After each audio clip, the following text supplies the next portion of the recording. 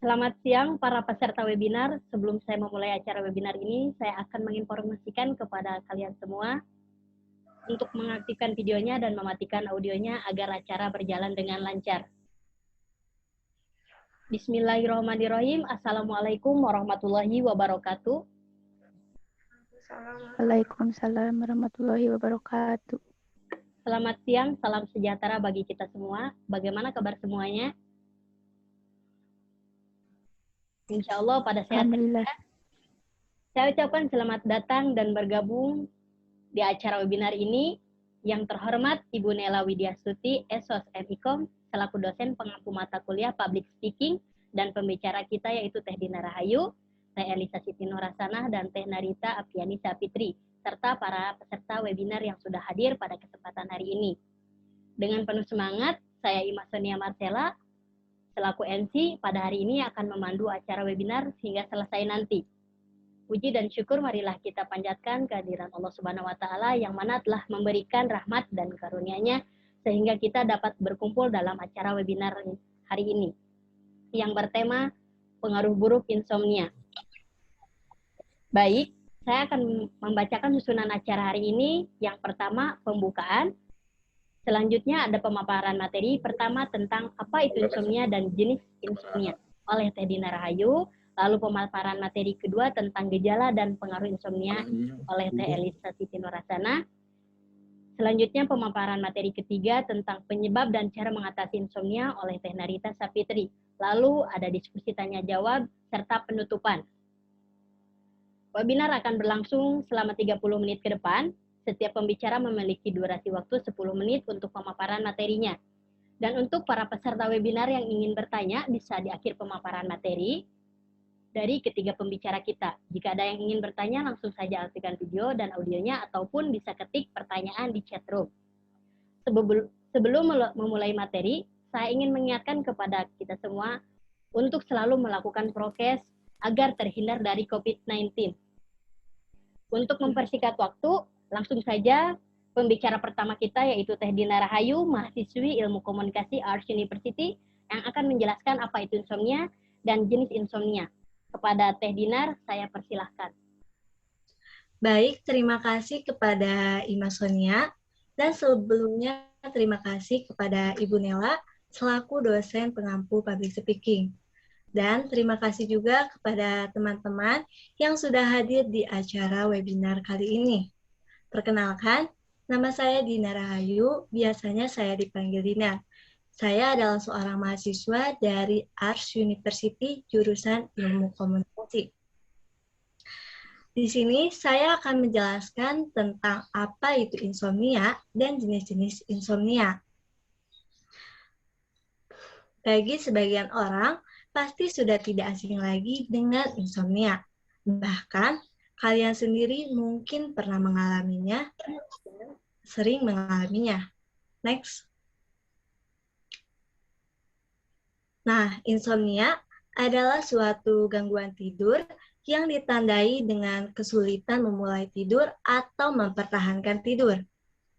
Ternyata, ada jutaan orang yang mengalami gangguan seperti ini. Bahkan, jumlah penderita insomnia ini yang tertinggi di Indonesia. Nah, kalian harus tahu bahwa insomnia ini bukanlah suatu penyakit.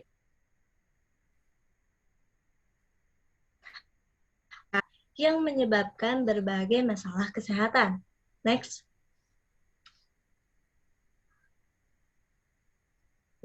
Lalu, seberapa umumkah insomnia? Sebuah studi yang dilakukan oleh Organisasi Kesehatan Dunia atau WHO menemukan bahwa 27% pasien yang mengikuti survei menyatakan kesulitan tidur. Kondisi ini juga lebih banyak terjadi pada pasien perempuan daripada pasien laki-laki. Next. Kenapa banyak terjadi pada perempuan? Nah, hal ini diduga karena perempuan itu lebih sensitif terhadap perubahan, sehingga sangat rentan dengan gangguan kecemasan dan depresi. Kedua hal tersebut merupakan masalah kesehatan medis yang menyebabkan insomnia. Meskipun demikian, insomnia bisa mempengaruhi pada kelompok usia berapapun. Namun, peluangnya lebih meningkat pada orang-orang yang sudah lanjut usia. Next.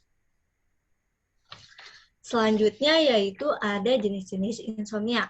Next, Mak. Yang pertama yaitu jenis insomnia akut. Insomnia akut adalah kondisi di mana seseorang sulit tidur dalam jangka waktu yang pendek. Kondisi ini bisa disebabkan karena stres. Contohnya seperti kehilangan orang yang kita sayang atau vonis penyakit yang serius. Nah, insomnia ini bertahan sampai 3 bulan lamanya. Yang kedua, yaitu insomnia kronis. Insomnia kronis adalah kondisi di mana seseorang sulit tidur dalam jangka waktu yang panjang. Biasanya insomnia ini bertahan lebih dari 3 bulan lamanya. Penyebabnya bisa beraneka ragam. Bisa jadi karena adanya situasi stres, pola tidur yang berantakan, seringnya mimpi buruk, atau penyakit yang berhubungan dengan otak dan syaraf. Selanjutnya yang ketiga yaitu insomnia sleep onset. Nah, jenis insomnia yang satu ini biasanya ditandai dengan gejala susah tidur meski berusaha untuk tidur. Biasanya orang yang mengalami insomnia ini walaupun sudah 30-40 menit menutup matanya, tetapi ia masih saja sulit untuk memulai tidur. Nah, ini terjadi karena kondisi kesehatan atau kondisi mental yang sedang dialaminya, seperti stres berat, gangguan kecemasan, hingga depresi. Next. Selanjutnya yang keempat, yaitu insomnia pada anak. Insomnia pada anak bisa terjadi karena pola tidur yang tidak tepat atau rasa takut terhadap sesuatu. Misalnya, anak takut terhadap ruangan gelap, sehingga menyebabkan anak itu sulit untuk tidur. Selanjutnya yaitu yang kelima, jenis insomnia akibat obat-obatan atau zat kimia tertentu. Jenis insomnia ini terjadi akibat asupan stimulan dari konsumsi obat-obatan tertentu, kafein, alkohol, dan makanan tertentu. Misalnya seperti makanan pedas yang bisa membuat perut kita itu terasa sakit sehingga menyebabkan sulitnya untuk tidur. Insomnia ini bisa diatasi dengan cara berhenti mengonsumsinya. Next. Selanjutnya yaitu jenis insomnia karena kondisi medis. Ada pula jenis insomnia yang terjadi karena kondisi medis. Misalnya yaitu gangguan jiwa. Ternyata kondisi mental seperti stres, gangguan bipolar, gangguan kecemasan juga bisa menyebabkan insomnia. Nah, ada yang terakhir yaitu jenis insomnia campuran. Meski jenis insomnia yang satu ini bukan istilah formal, tetapi kondisi ini menjelaskan tentang jenis insomnia campuran akibat kombinasi dari gangguan sleep onset. Nah, hal ini dipicu karena kita tidak bisa menjaga kualitas tidur kita dan seringnya terbangun pada dini hari. Nah, itulah beberapa jenis insomnia. Semoga kita bisa terhindar dari gejala insomnia ini. Cukup sekian yang bisa saya sampaikan. Terima kasih, saya kembalikan kepada MC Imasonia. Wah, ternyata banyak sekali jenis-jenis insomnia yang belum saya ketahui. Sebelumnya saya adalah salah satu penderita gejala insomnia dan sering terjadi ketika saya sedang di pondok pesantren. Dan terima kasih kepada Teh Dinar yang telah memberikan ilmunya tentang apa itu insomnia dan jenis insomnia.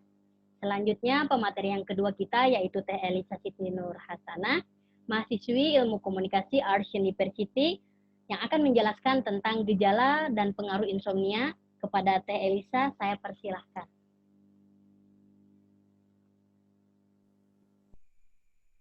Ya, terima kasih sebelumnya kepada Teh Ima yang sudah mempersilahkan saya untuk berbagi materi atau pengetahuan di webinar kali ini. Terima kasih juga sebelumnya kepada Ibu Nela dan rekan-rekan semuanya yang sudah hadir di webinar ini. Perkenalkan, nama saya Elisa Siti Nur Hasanah.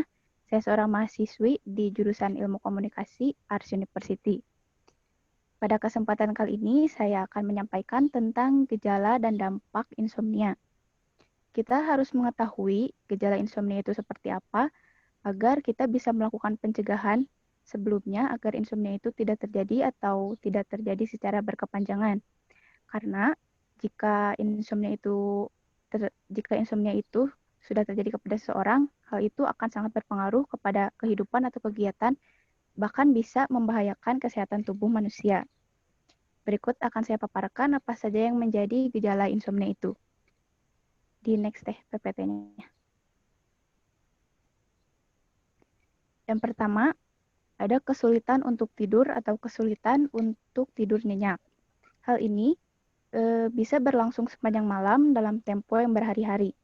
Lalu sering terbangun tengah malam atau dini hari, sering mengantuk dan kelelahan di siang hari, cepat marah dan sering merasa cemas. Cepat marah dan sering merasa cemas ini dipicu karena seseorang yang memiliki gejala insomnia itu akan lebih sensitif terhadap orang-orang di sekitarnya atau terhadap keadaan tertentu, sehingga mereka mudah cepat marah dan sering merasa cemas. Lalu sulit fokus dan mudah lupa, dan sering sakit kepala dan kepala terasa tegang. Itu adalah beberapa gejala insomnia. Yang kedua, ada dampak insomnia. Insomnia dapat memberikan sedikit atau banyak dampak pada kualitas hidup, produktivitas, hingga keselamatan seseorang. Karena jika seseorang sudah memiliki insomnia, bahkan insomnia itu terjadi secara berkepanjangan, hal itu akan sangat membahayakan kepada kesehatan tubuh. Menurut laporan dari National Institute for Health, insomnia dapat meningkatkan risiko masalah kesehatan mental serta masalah kesehatan secara keseluruhan. Nah, berikut akan saya jelaskan apa saja yang menjadi dampak atau pengaruh insomnia ini. Yang pertama, ada peningkatan risiko kesehatan fisik seperti penyakit jantung. Sebenarnya, selain dari penyakit jantung, insomnia juga dapat meningkatkan risiko penyakit lainnya seperti stroke, lalu terjadi peradangan, lalu menurunnya sistem kekebalan tubuh, hingga terjadi tekanan darah tinggi. Yang kedua, ada peningkatan risiko kesehatan mental seperti depresi. Nah, hal ini adalah yang paling umum terjadi pada orang-orang sebenarnya, karena seseorang yang memiliki insomnia itu akan mengalami yang namanya kurang tidur. Nah, kurang tidur ini akan meningkatkan hormon kortisol atau hormon stres pada diri kita. Nah, hormon ini akan memicu kita menjadi, istilahnya itu menjadi overthinking gitu, atau menjadi cemas akan sesuatu hal hingga terjadi stres dan depresi. Lalu, yang ketiga ada bangun tidur dengan tubuh yang terasa lelah. Mengapa bisa begitu? Padahal kita tidur itu untuk istirahat gitu. Tapi pas bangun kita merasa capek atau lelah. Itu dikarenakan seseorang yang seseorang yang mengalami insomnia, sering sekali mereka merasa bahwa dirinya itu tidak tidur sama sekali. Karena faktor mereka tidur hanya 2-3 jam saja per malamnya. Mereka tidak tidur seperti orang normalnya sekitar 7-8 jam per malamnya. Lalu yang keempat, ada peningkatan resiko kecelakaan. Hal ini berkaitan dengan dampak yang ketiga, itu karena seseorang yang mengalami insomnia itu tidurnya hanya sebentar, hanya 2-3 jam saja misalnya, sehingga pada siang hari itu mereka akan mengantuk, bahkan bisa ketiduran. Nah, hal ini akan sangat berpengaruh pada keselamatan kerja. Apalagi jika seseorang itu bekerjanya dengan mengendarai motor gitu, atau berangkat kerjanya pergi mengendarai motor atau mobil gitu. Hal itu akan sangat berpengaruh karena bisa meningkatkan risiko kecelakaan, bisa membahayakan diri sendiri dan bisa membahayakan pengguna jalan lainnya juga. Lalu yang terakhir, ada harapan hidup menjadi lebih pendek. Memiliki insomnia ini bisa memperpendek harapan hidup seseorang. Hal ini disebutkan dalam sebuah analisis yang dilakukan dan dipublikasikan oleh Sleep Research Society dengan melibatkan lebih dari 1 juta peserta dengan 12.000 kematian karena insomnia. Para peneliti ini melihat korelasi waktu tidur atau durasi tidur dengan kematian seseorang. Nah, para peneliti ini menemukan bahwa kurang tidur dapat meningkatkan risiko kematian sebesar 12% dibandingkan dengan orang yang tidur di waktu yang cukup atau waktu normal sekitar 7-8 jam per malamnya. Oleh karena itu, saya harap teman-teman semuanya memiliki waktu yang cukup untuk tidur, meskipun setiap harinya kita disibukkan dengan kegiatan yang disibukkan dengan berbagai kegiatan dan tugas yang harus dilakukan setiap malamnya misalnya. Saya harap juga teman-teman yang setelah webinar ini merasa bahwa dirinya memiliki gejala insomnia, segeralah melakukan pencegahan agar insomnia itu tidak terjadi berkepanjangan dan bisa mengancam kesehatan tubuh kita. Saya harap dan saya berdoa kita semua bisa diberi kesehatan dan terhindar dari insomnia ini. Saya rasa sekian materi yang bisa saya sampaikan pada kesempatan kali ini. Mohon maaf apabila masih banyak ada kesalahan. Terima kasih. Saya kembalikan kepada Teh Ima. Terima kasih kepada Teh Elisa yang telah memberikan ilmunya tentang gejala dan pengaruh insomnia. Lalu selanjutnya pemateri terakhir kita yaitu Teh Narita Apriani Sapitri, mahasiswi Ilmu Komunikasi Arts University, yang akan menjelaskan tentang penyebab dan cara mengatasi insomnia. Kepada Teh Narita, saya persilahkan. Baik, Assalamualaikum warahmatullahi wabarakatuh. Selamat siang semuanya, salam sejahtera bagi kita semua. Saya ucapkan terima kasih kepada Ibu Nela khususnya sebagai dosen mata kuliah Public Speaking dan juga kepada rekan-rekan semua yang berkenan hadir pada webinar kali ini. Perkenalkan, nama saya Narita Apriani Sapitri. Saya adalah mahasiswi dari Arts University di jurusan Ilmu Komunikasi. Di sini saya akan menjelaskan tentang penyebab, pengobatan, dan juga cara mengatasi insomnia. Bisa next?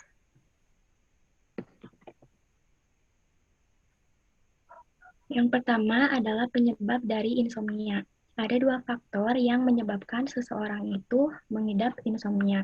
Yang pertama karena insomnia primer atau gangguan tidurnya disebabkan bukan dari masalah kesehatan, melainkan dari faktor lain misalnya tuntutan pekerjaan dan juga pergantian jadwal kerja. Kemudian yang kedua adalah insomnia sekunder. Ini kebalikan dari insomnia primer, yaitu gangguan tidurnya disebabkan oleh salah satu masalah kesehatan. Misalnya adanya penyakit asma, depresi, radang sendi, maupun nyeri ulu hati. Next.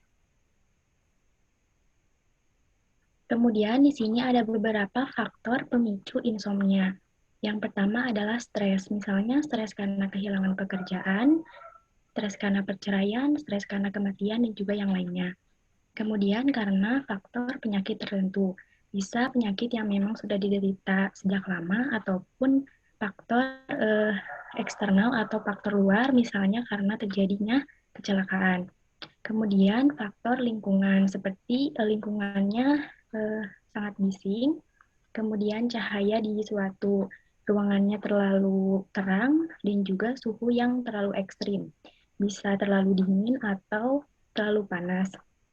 Kemudian adalah mengonsumsi obat-obat tertentu, misalnya mengonsumsi obat depresi, antihipertensi, dan juga obat asma.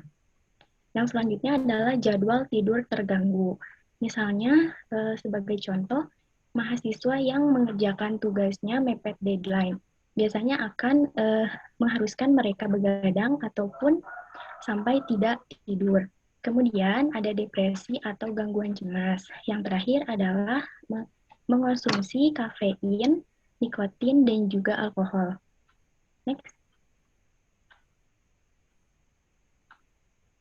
Selanjutnya adalah pengobatan insomnia.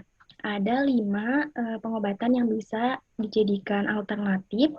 Yang pertama adalah perubahan perilaku atau bisa disebut behavior therapy. Terapi ini adalah terapi tahap pertama untuk mengobati insomnia.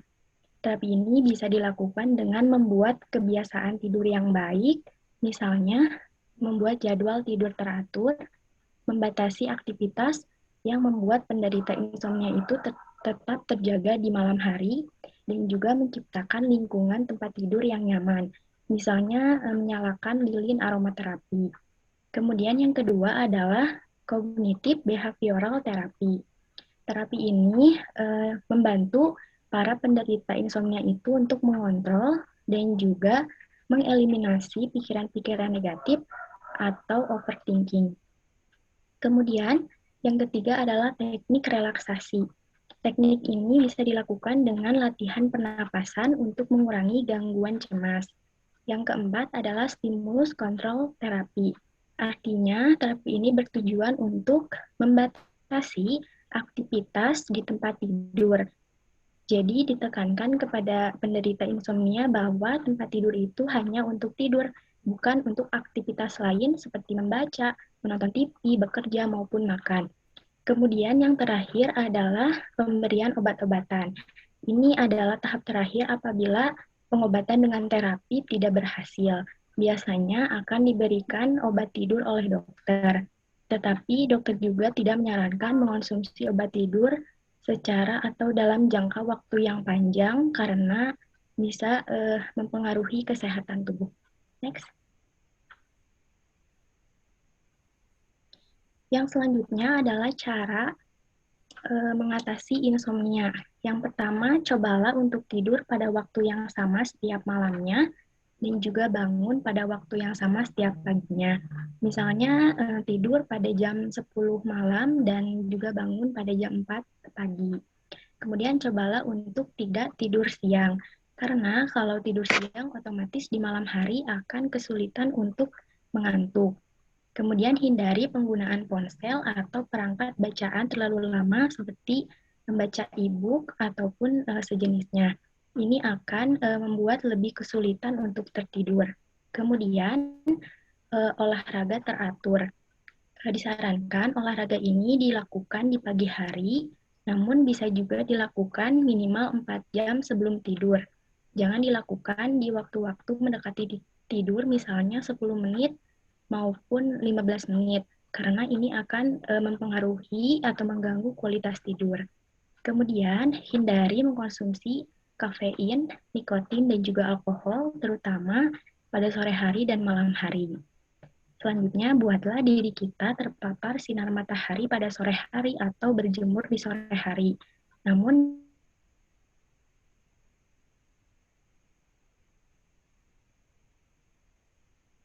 hari ini bisa membantu tubuh kita melepaskan hormon melatonin atau hormon yang dapat membantu kita tertidur dan juga untuk regulasi ritme sirkadian tubuh. Artinya dapat memperlancar siklus bangun dan juga tidur kita selama 24 jam. Kemudian latihan teknik melepaskan stres bisa dengan yoga, meditasi dan juga relaksasi. Yang terakhir adalah dengan menggunakan teknik pernapasan 4-7-8 yang dilakukan setiap akan tidur.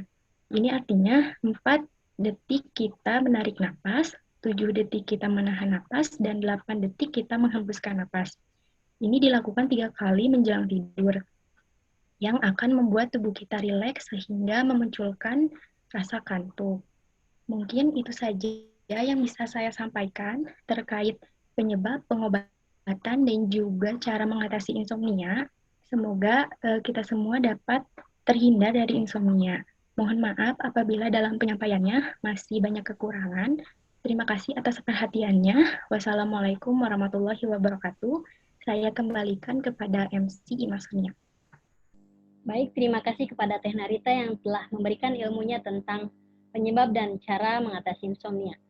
Sebelum acara berakhir, ada yang ingin ditanyakan?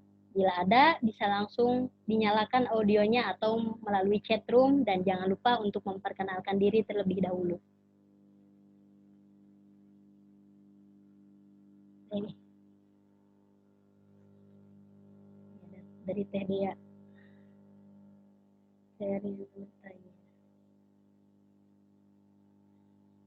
Ada pertanyaan dari Teh Dea, kelas 2B. Bagaimana tips cara agar seseorang dapat tidur lebih cepat dan sembuh dari insomnia? Yang dijawab dari pemateri kita. Baik, mungkin saya akan sedikit menjawab pertanyaan dari Teh Dea. Untuk tipsnya mungkin bisa dilakukan dengan cara tadi, lakukan olahraga teratur, makan makanan yang sehat, dan juga jangan terlalu stres memikirkan beban pikiran gitu. Jadi bawa enjoy aja gitu. Mungkin itu saja, mungkin ada tambahan dari pemateri lain. Baik, tambahannya seperti tidur di jam yang sama tiap malamnya, atau matikan peralatan seperti handphone kita kalau ingin cepat tidur cepat ya. Matikan seperti handphone, tidak membaca, tidak membuka medsos kayak gitu sih. Dan melakukan latihan pernapasan juga bisa mempercepat kita untuk tidur.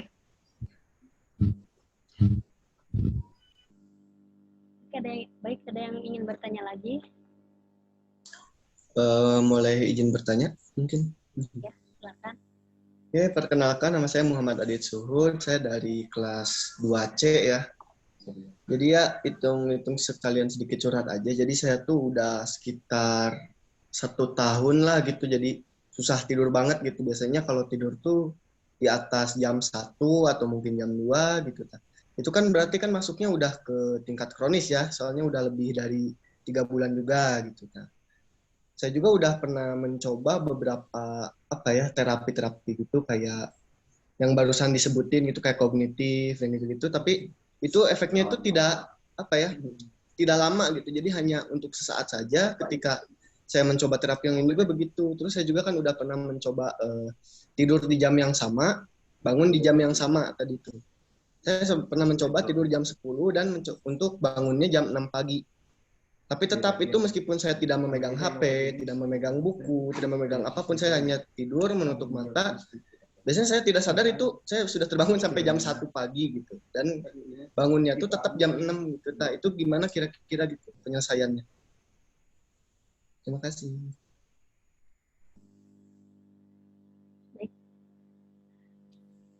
Baik, mungkin saya bisa menjawab sedikit dari pertanyaan Kak Adit. Jika dari cara yang mungkin sudah dilakukan masih belum berhasil, mungkin konsultasi saja ke tenaga medis yang memang ahli di bidangnya gitu. Jadi lebih bisa mengatasi dan juga mungkin akan diberikan beberapa cara yang tepat sesuai dengan kondisi tubuh Kak Adit misalnya gitu. Itu saja yang bisa saya sampaikan. Semoga bisa diterima. Terima kasih.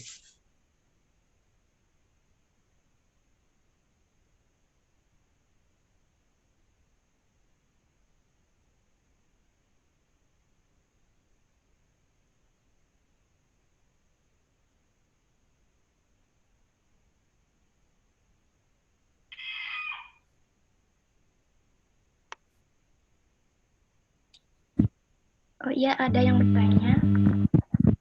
Izin menjawab.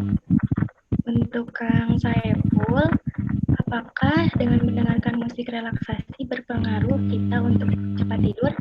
Iya, itu berpengaruh karena mungkin tubuh kita akan rileks sehingga akan menimbulkan atau akan cepat mengantuk seperti itu. Mungkin ada tambahan dari pemateri lain untuk pertanyaan dari Kang Saiful? Ya, ada tambahannya dari saya tentang pertanyaannya Kang Abdul Rajik Saipullah. Apakah musik relaksasi berpengaruh ke kita untuk cepat tidur? Itu sangat berpengaruh sebenarnya musik relaksasi seperti itu. Saya juga salah satunya pernah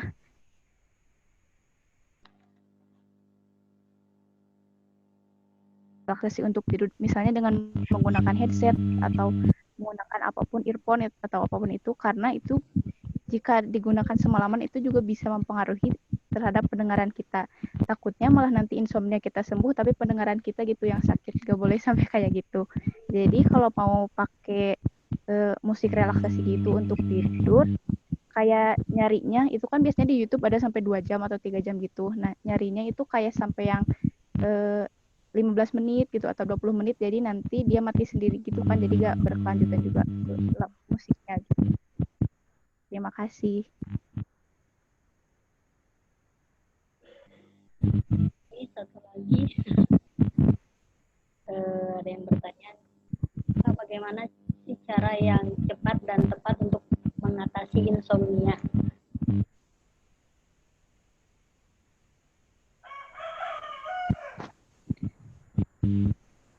Ya, izin menjawab ya dari Teh Resilia. Bagaimana cara cepat dan tepat untuk mengatasi insomnia? Cara cepat dan tepat itu bisa tadi dengan mengikuti cara mengatasi insomnia yang sudah dijelaskan Teh Narita yang di PPT tadi, bisa dengan cara seperti itu. Atau mungkin jika dirasa cara itu belum cepat dan tepat, juga Teh Resilia juga seperti yang tadi Teh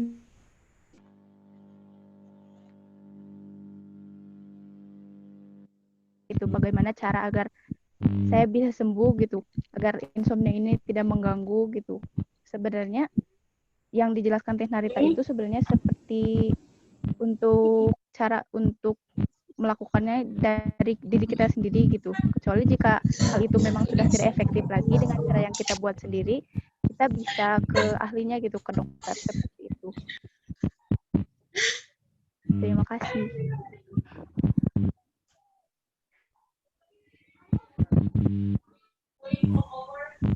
Baik, mungkin itu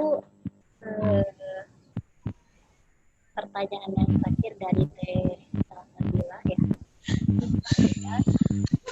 Semoga jawabannya bisa diterima ya. Terima kasih kepada Akang dan Teteh yang sudah bertanya. Semoga setelah webinar ini kita terhindar dari gejala insomnia dan gejala-gejala yang mengakibatkan insomnia. Kesimpulan dari webinar ini dapat diambil bahwa pengaruh buruk insomnia ini adalah akan timbulnya beberapa pengaruh pada kesehatan, antara lain meningkatkan kecemasan, karena insomnia ini akan menyebabkan seseorang lebih mudah cemas dan juga khawatir akan sesuatu. Dan marah tanpa alasan, kurangnya tidur pada seseorang akan mempengaruhi kesehatan otak sehingga penderita insomnia akan sangat sensitif terhadap hal sepele. Dan juga kesulitan untuk berkonsentrasi, kurangnya tidur dan akan membuat otak terasa lelah dan membuat seseorang tidak mampu berpikir dengan baik. Alhamdulillah acara webinar hari ini telah selesai tentang pengaruh buruk insomnia. Semoga apa yang disampaikan oleh ketiga pembicara ini bermanfaat terutama bagi penderita insomnia. Dan mohon maaf apabila banyak kesalahan dalam bertutur kata karena kesempurnaan hanyalah milik Allah semata. Saya ucapkan terima kasih kepada seluruh peserta webinar yang sudah menyimak dan juga bertanya pada kesempatan kali ini. Saya Ima Sonia pamit dan undur diri. Wassalamualaikum warahmatullahi wabarakatuh. Sebelumnya mohon maaf untuk jangan dulu keluar karena akan ada foto. Boleh di on-kan kameranya.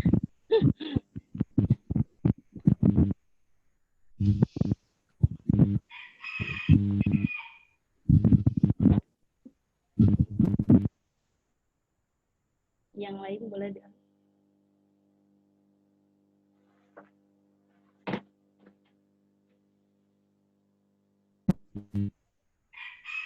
Oke. 1, 2.